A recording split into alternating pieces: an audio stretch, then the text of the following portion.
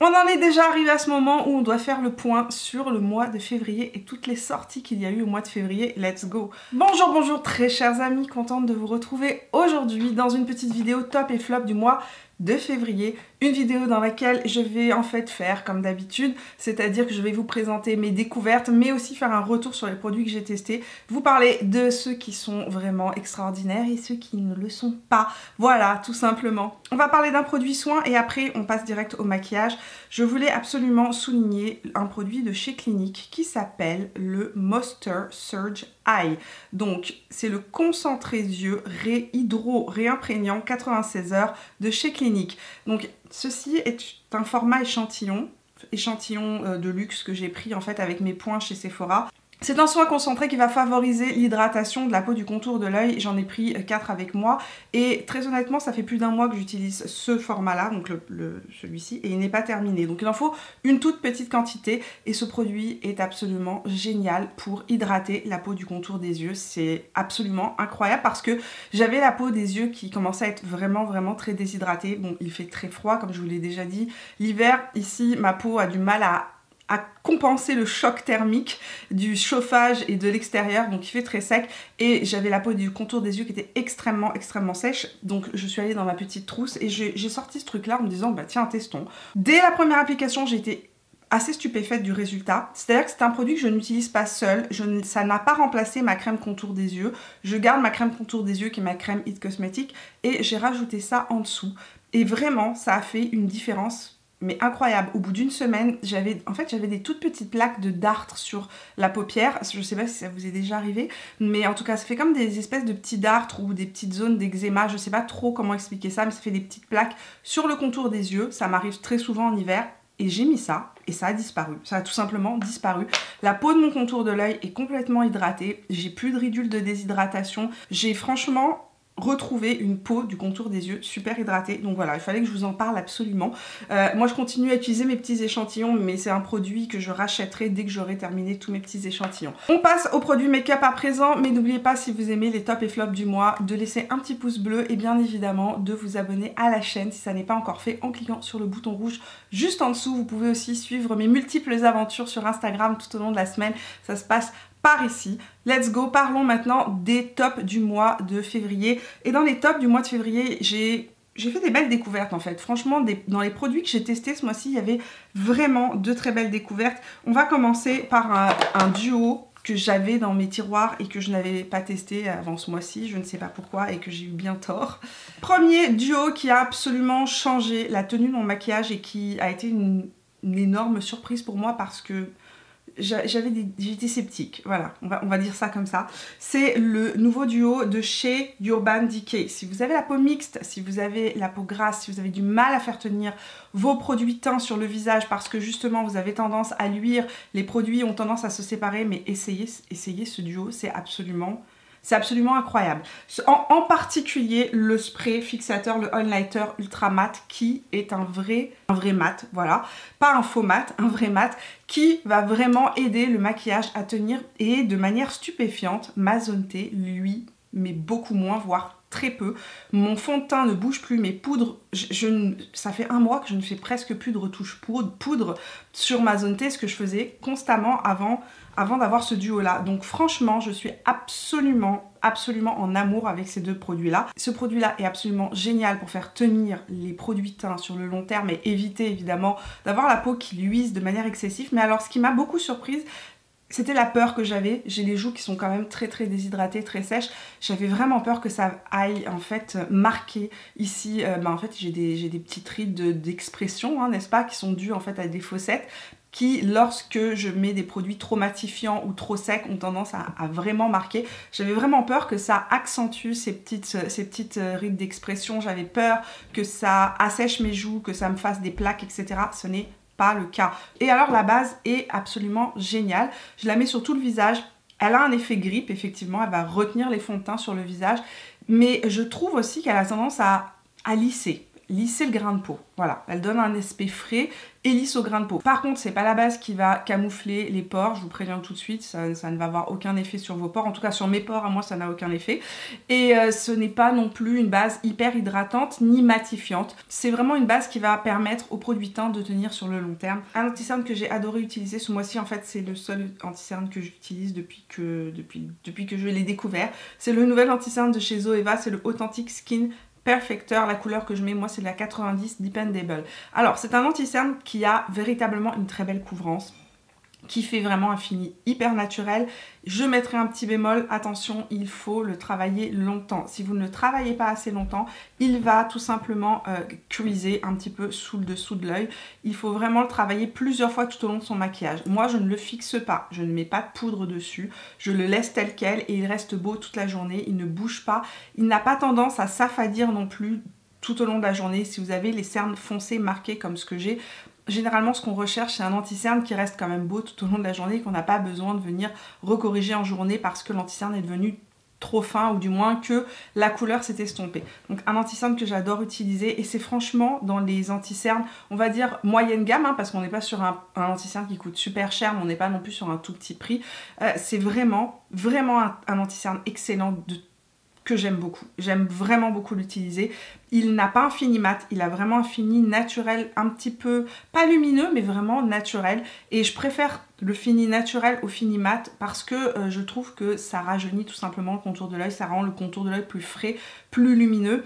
J'aime pas les finis hyper mat, sauf le Urban Decay que j'adore, qui est un fini mat, mais un fini mat naturel en fait, pas un fini mat qui a tendance à m'aplatir complètement le teint. Donc voilà, un anti-cerne que j'aime beaucoup utiliser et que j'utilise au quotidien. Puisqu'on parle de l'anti-cerne, on va parler du pinceau de cet anti-cerne qui, à mon avis, est encore une plus belle découverte que l'anti-cerne. C'est-à-dire que franchement, ce pinceau, je sais pas comment j'ai fait pour vivre sans lui avant. Voilà, tout simplement. Donc c'est le nouveau pinceau de chez Zoeva qui s'appelle le Concealer Perfector numéro 146. Il est absolument génial. C'est un pinceau en poil synthétique qui va venir en fait mimiquer l'application au doigt. C'est vraiment génial pour venir corriger si vous avez des taches, mais il est vraiment aussi parfait pour appliquer l'anti-cerne et ne laisser aucune trace.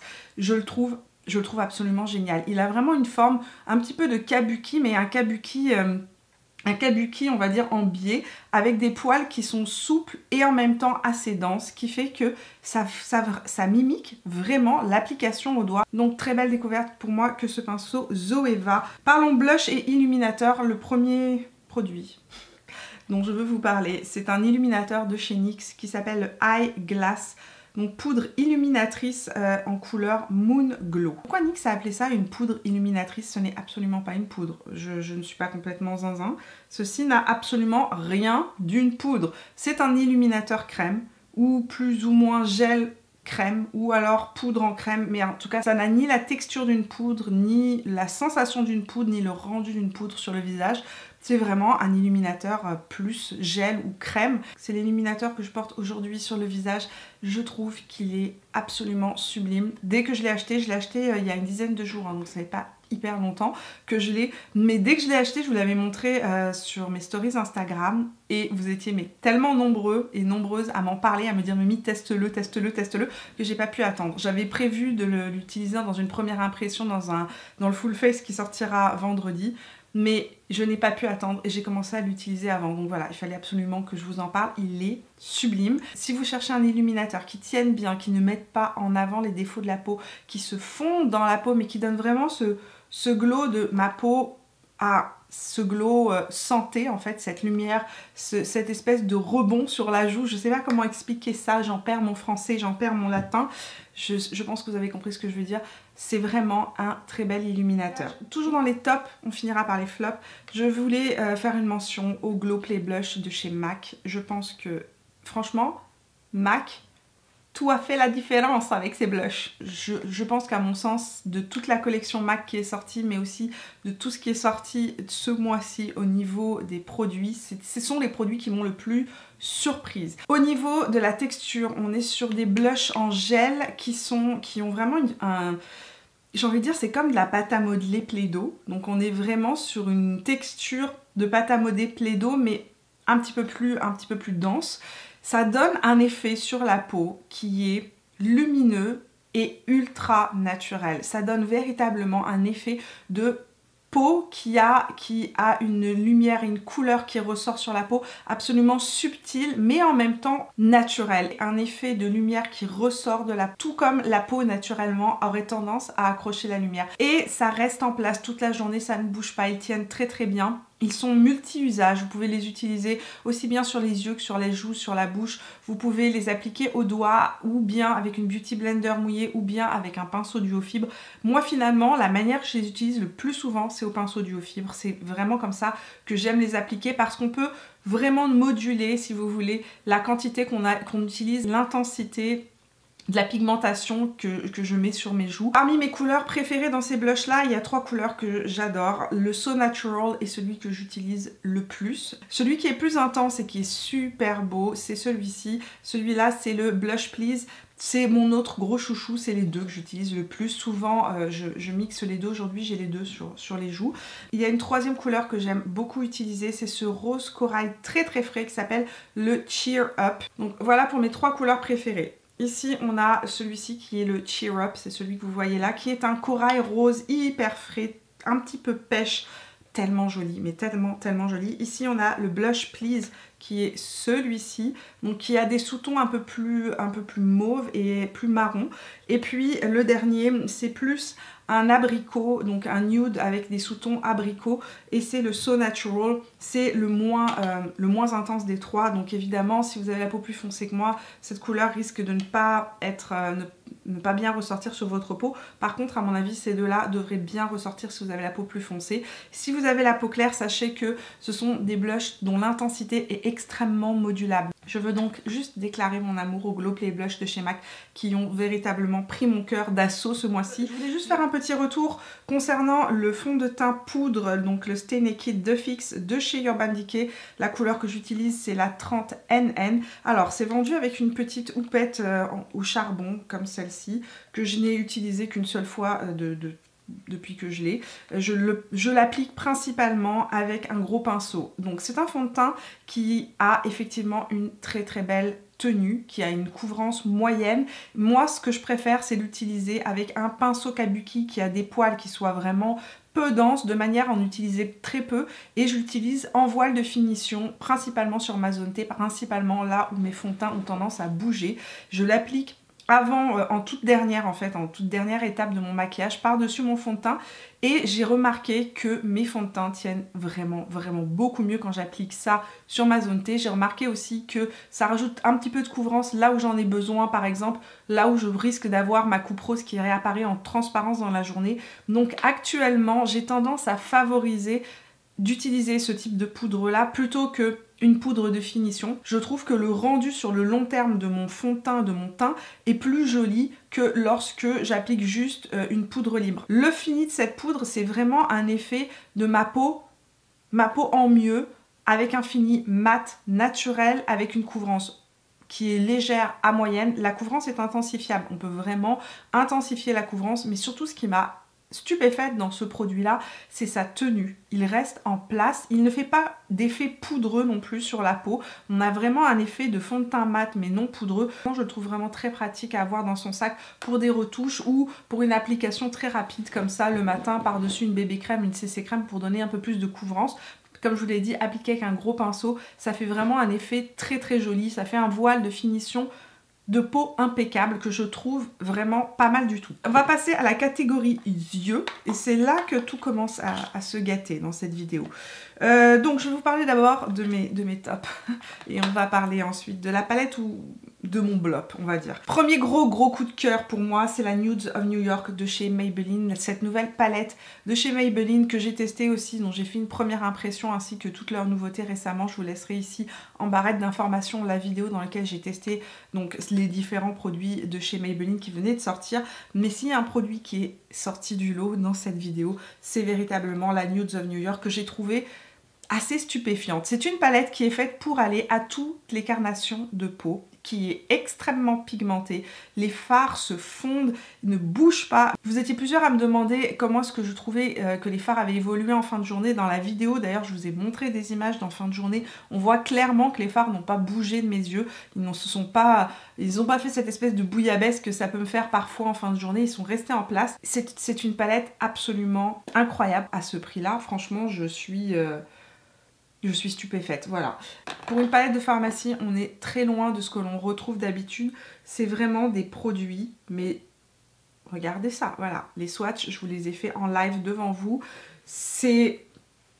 Pour moi, c'est du jamais vu en pharmacie. Cette palette n'a absolument rien à envier à certaines palettes de marques plus onéreuses qu'on retrouve chez Sephora par exemple. Pour information, la palette est sortie ici au Canada, elle est disponible en pharmacie, elle est disponible chez Walmart. Si vous êtes en France, elle n'est pas encore sortie mais ça ne va pas tarder, je pense qu'ils vont la sortir prochainement. Donc un gros oui pour cette palette de chez Maybelline. Deuxième palette que j'ai adoré utiliser tout au long du mois et qui n'a absolument rien de nouveau. Ça fait 1 an que je l'ai achetée et ça fait 1 an qu'elle était dans mes tiroirs et que je n'avais jamais mis mes pinceaux dedans. C'est la Mini Lila palette de chez Natasha Denona.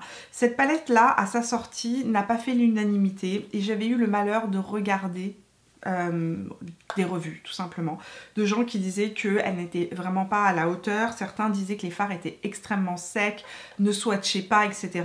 Et donc je l'ai laissée dans mes tiroirs et je ne l'ai jamais osé tremper mes pinceaux dedans, jusqu'à récemment parce que je cherchais une couleur de ce type là, exact, donc cette espèce de bleu, c'est un duochrome, hein, donc c'est entre violet et bleu, et effectivement j'ai commencé par cette couleur là, puis je suis allée vers celle-ci, puis celle-là, puis j'ai commencé à jouer avec ça, et finalement c'est une palette que je trouve absolument géniale. Moi en tout cas de mon côté j'ai eu aucun problème à l'utiliser, j'ai pas de problème de pigmentation, n'est-ce pas? Je vous prends les mats parce que je sais que c'était les mats qui étaient décriés dans cette palette. C'est la première fois que je swatch cette palette, vous voyez, comme quoi des fois les swatchs peuvent être un petit peu menteurs. Parce que si je m'étais arrêtée au swatch, si j'avais swatché cette palette et que je ne l'avais pas appliquée sur les yeux, j'aurais eu un discours totalement différent. Les swatchs sont patchy, donc je comprends, enfin surtout cette couleur-ci qui est patchy, donc je comprends que des personnes aient dit que les couleurs de cette palette n'étaient pas, c'était pas du Natasha Denona. Mais par expérience, pour l'avoir utilisée tout au long du mois sur mes yeux, je vous assure qu'elle se comporte très bien sur les yeux. En tout cas, j'ai eu aucun souci, j'ai fait des maquillages qui étaient super intenses. Donc je n'ai eu aucun problème à utiliser cette palette. Et comme quoi parfois, il ne faut pas s'arrêter au swatch. Je voulais quand même la mentionner puisque c'est une palette que j'ai utilisée tout au long du mois de manière répétitive. Passons au blop. Et j'ai envie de parler un petit peu de cette palette là de chez NARS qui est la collection donc, qui est sortie pour le printemps. Donc c'est la palette Afterglow que j'ai utilisée et testée en première impression. Et franchement lors de ma première impression tout s'est bien passé. Cependant je l'ai réutilisée à plusieurs reprises et j'ai un truc qui bloque avec cette palette au niveau de la qualité de certains fards. La majorité se comporte super bien. Franchement, la majorité des fards se comportent super bien. Je dirais que ce n'est pas un flop parce que j'adore certaines des couleurs qui sont à l'intérieur, voire la majorité des couleurs que je trouve absolument sublimes. Cette couleur-ci, tellement belle. Ce doré, c'est le doré que je porte aujourd'hui en angle interne de mon œil, absolument sublime. Celui-ci, cet orange vibrant, je le trouve absolument sublime aussi. Comme je vous ai dit, j'ai des petits soucis avec certaines couleurs, entre autres ce petit pêche là, qui, je ne sais pas pourquoi, parfois ressort assez mal sur mon œil. Celui-ci, les couleurs les plus pâles en fait, ressortent pas super bien. Comme je vous ai dit, les plus clairs, les fards les plus clairs m'ont un petit peu déçu dans cette palette. Les autres couleurs se sont super bien passées et ont un super beau rendu.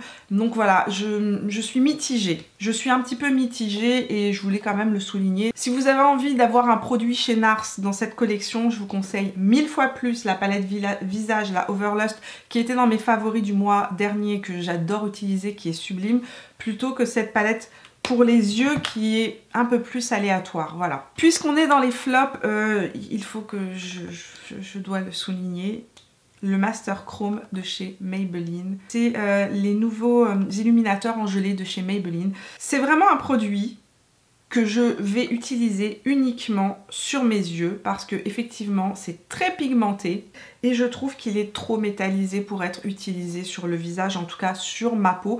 Il faut vraiment avoir une peau qui soit absolument sans défaut parce que sinon ça va accrocher tous les défauts de peau. Et enfin je regrette la couleur de cet illuminateur parce que celui-ci c'est le rose métallique numéro 20, donc c'est le plus clair et il est trop foncé pour ma peau. Si vous cherchez un très bel illuminateur chez Maybelline en version crème, je vous conseille de loin le Strobing Stick. La couleur que je porte, vous étiez plusieurs à me demander lequel je portais, c'est le 100, c'est le clair iridescent ou light iridescent. Donc c'est vraiment le plus clair. C'est un rose, il est en train de se terminer, hein. C'est un rose nude clair lumineux que j'aime beaucoup, mais celui-ci, no way, voilà, un flop. Un flop. On termine cette revue comme à chaque mois par les produits lèvres. Nouveauté It Cosmetics, ce sont les Pillow Lip Cream de chez It Cosmetics. Ils ont sorti une version cream, donc crème, et une version mat. Je n'ai pas testé la version mat, donc je ne me prononcerai pas sur les produits mat, mais alors la version crème, je suis absolument dingue de ces rouges à lèvres. Il y a 3 couleurs que j'aime dans ces rouges à lèvres, je vais vous les montrer et vous les swatcher immédiatement. Ce que j'adore dans ces rouges à lèvres là, d'abord c'est le crémeux du rouge à lèvres que je trouve ultra hydratant, ultra crémeux et ultra pigmenté. Ensuite, le fait que vous les appliquez le matin, ils ne bougent pas, c'est-à-dire que vous n'avez pas besoin de faire de retouches. Bon, évidemment, si vous mangez à midi, ce ne sont pas non plus des longues tenues non transfert, etc. Il va falloir en remettre après avoir mangé, mais je vous assure que si vous les mettez en début d'après-midi, en fin de journée, ils n'auront pas bougé. Ils restent tel quel sur la lèvre, mais d'une pigmentation et d'un confort absolu. Ce que j'adore aussi, c'est qu'il ne marque pas les ridules, il ne marque pas les petites peaux mortes sur la bouche. Vous savez que c'est un de mes gros soucis. J'ai tout le temps la peau des lèvres qui pèle. Avec ces rouges à lèvres là, je les applique, ils me réhydratent les lèvres. C'est-à-dire qu'on ne voit plus au bout de quelques minutes que j'ai les lèvres complètement desséchées. Et enfin, le dernier point, c'est le raisin. Le raisin de ces rouges à lèvres est ultra précis et ce qui en fait vraiment des rouges à lèvres hyper faciles à utiliser pour vraiment faire ils vont vraiment faire le contour de votre lèvre, c'est à dire que si vous n'avez pas le bon crayon, c'est pas grave, vous en sortirez pareil parce qu'en fait ils sont ultra précis et donc ça permet de vraiment dessiner le contour de la lèvre. La couleur plus claire qu'ils ont, je pense que c'est le Vision, je vais revérifier, mais la couleur la plus claire c'est le Vision, et le Vision c'est un nude pêche très joli. En tout cas moi je le trouve super joli, je le porte tout le temps, ça fait partie de mes favoris. Mais j'aurais aimé d'autres teintes de nude, mais bon voilà, je suis une nude girl. Étant fan de nude, j'aurais aimé avoir des nudes qui soient plus rosés, des nudes un peu plus clairs. Sur mes lèvres, je porte aujourd'hui un mélange de Humble et de Vision. Donc Vision, c'est celui que je vous ai swatché ici. Humble, vous m'avez vu le porter dans une des vidéos où je le testais. C'est un marron avec des sous-tons mauve et avec des sous-tons un peu aubergine. Il est absolument sublime, c'est mon préféré de toute la collection. Et puis un autre que j'ai beaucoup aimé porter ces derniers temps, c'est le Wistful, donc là aussi en version crème. Mais le Wistful, lui, c'est aussi un marronné, mais beaucoup plus bordeaux, plus rose, plus vieux rose, marronné vieux rose. Ici on a un marronné plus, il est plus neutre en fait, et ici on a le Vision qui est carrément un nude avec des sous-tons pêche et corail. Voilà, ça c'est les 3 couleurs que je porte le plus. Ils viennent de sortir au Canada, je les ai pas encore vus sur le site de It Cosmetics France. Je vais essayer d'avoir l'information, savoir s'ils vont sortir bientôt parce que magnifique. Absolument sublime. Autre belle découverte ce mois-ci, décidément je porte à peu près toujours le même type de couleur, j'ai l'impression en ce moment. C'est le numéro 522, le Lip Maestro Intense Velvet Color de chez Giorgio Armani, qui est absolument confortable et longue tenue et agréable à porter. Ça ne dessèche pas les lèvres, ça laisse la lèvre complètement hydratée. C'est un très beau nude rosé. Ça c'est une couleur absolument passe-partout. Vous pouvez l'utiliser avec n'importe quel type de maquillage, il va ressortir. Il est assez soutenu pour ne pas être trop nude, parce qu'en fait quand un rouge à lèvres est trop nude, ça peut avoir tendance à aplatir un petit peu votre teint. Il va falloir aller contraster avec un crayon plus foncé. Là on est vraiment sur une couleur qui donne vraiment un rose j'ai envie de dire c'est un nude rose à lèvres. Il va donner une roseur à la lèvre, donc un côté rose très frais. Si vous cherchez un nude pour tous les jours qui soit facile à utiliser, qui aille avec tout, qui soit très chic, qui donne vraiment un aspect de lèvres super hydraté mais en même temps un confort et une longue tenue, ce rouge à lèvres là est génial. Et enfin je voulais souligner chez Fenty le Hot Chocolate Gloss Bomb. Alors celui-ci, je l'avais acheté à Noël lorsqu'il était sorti dans le kit en édition limitée. Et c'est le Gloss Bomb que j'utilise le plus depuis Noël. Donc depuis le mois de décembre, c'est celui que j'utilise le plus. Et Fenty vient de le sortir en version régulière. Donc vous pouvez mettre la main dessus en version régulière. Comme tous les Gloss Bomb, je les trouve absolument faciles à porter, qui ne bougent pas, qui restent longtemps en place, qui ne collent pas. Mais ce que j'aime, c'est surtout à chaque fois que je mets un Gloss Bomb sur mes lèvres, à chaque fois je me dis, ils ont un truc. Ils ont un truc ces gloss là, ils ont un plus, ils ont quelque chose de différent. C'est celui que je porte sur mes lèvres aujourd'hui. Donc aujourd'hui sur mes lèvres j'ai mis Humble, j'ai mis un petit peu de Vision au creux de ma lèvre pour donner un petit peu cet effet plus volume. Et j'ai fini avec le Hot Chocolate que j'ai appliqué vraiment en extérieur de ma lèvre parce que c'est comme ça que j'aime porter les Gloss Bomb. Ils donnent vraiment un effet... strobing, c'est-à-dire on est vraiment sur un effet qui va venir donner du volume, de la lumière sur le contour des lèvres. Donc voilà, magnifique petit Gloss Bomb que je dois souligner.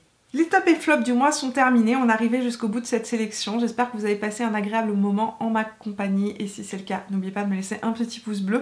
J'aimerais savoir dans les commentaires de cette vidéo quelles sont bien évidemment vos découvertes, vos tops du mois, les produits qui vous ont vraiment ébloui et n'oubliez pas bien évidemment de me parler de vos flopitudes, des produits qui vous ont franchement déçu dans les commentaires de la vidéo.